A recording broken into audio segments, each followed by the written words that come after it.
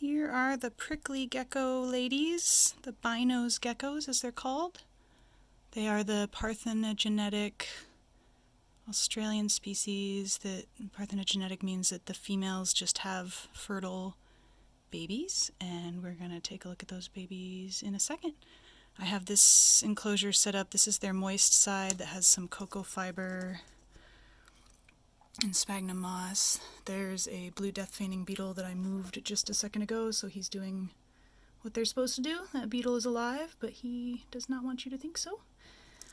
And then the rest of their enclosure, they have a UVB light. It's said this species doesn't need UVB, but I provide it to them and I do see them use it a little bit. And then under here is the heat pad underneath, and they'll change the depth of the sand to how much they need it.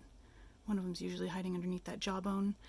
And in the back here, we've got their eggs. So like I said, as they lay eggs that are fertile, even though there's no males, I collect them and hide them under here and check that every couple days.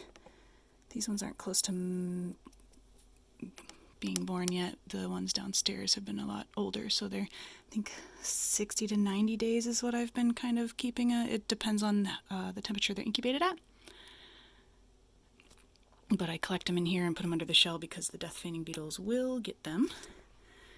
Because they might be fooling you right now, but all night those guys are super active.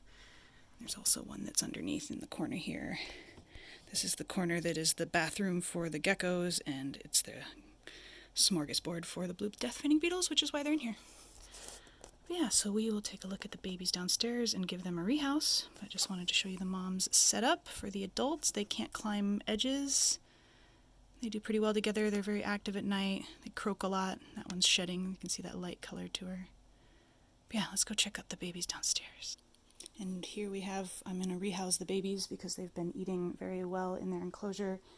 I was keeping the eggs like this in some perlite that's very lightly dampened.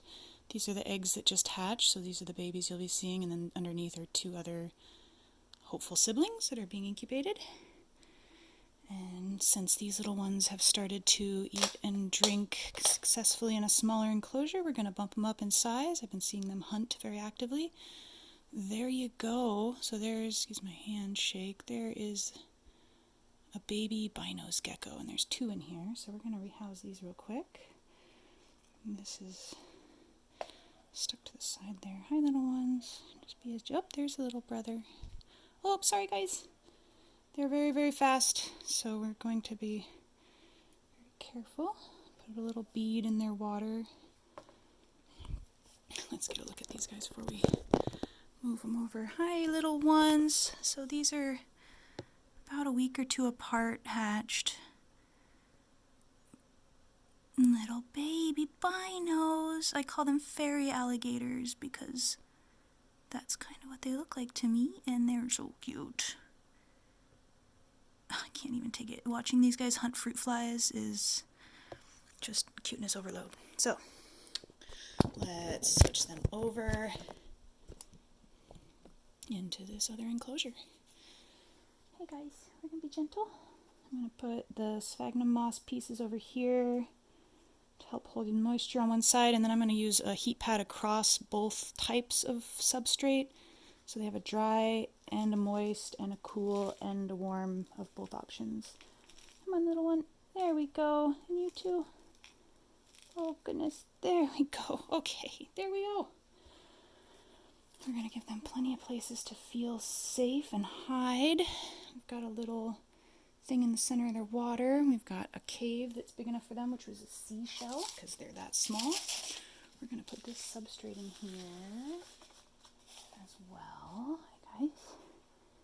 And they'll slowly, it's a little bit moist because I overfilled their water, but that'll lighten up and clump out. So I have a couple different colors that they can choose from for background to make them feel safe. And then also go ahead and put the shell in here for a nice big hide that'll be on the warm side. And there we go. There's little Bynoe geckos rehouse. Awesome, thanks for watching. Check out some of the other videos. I have a tank discussion of their parents upstairs from a week or so ago, and a lot of mantis and tarantula and roach and isopod videos as well. Don't forget to please the algorithm, like and subscribe. and leave a comment about how totally cute these fairy alligators are. Go in for a close-up. Oh my goodness. Your siblings already hiding. Little girls. Parthenogenetic little girls. You fairy alligator. Let's do a twirl sideways. There we go. Oh goodness, I know. You'll find your hide spots.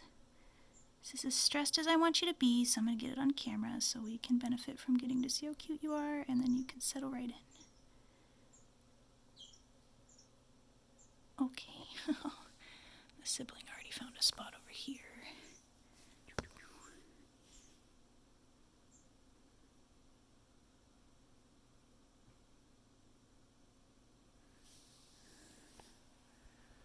Yeah, there's the sibling.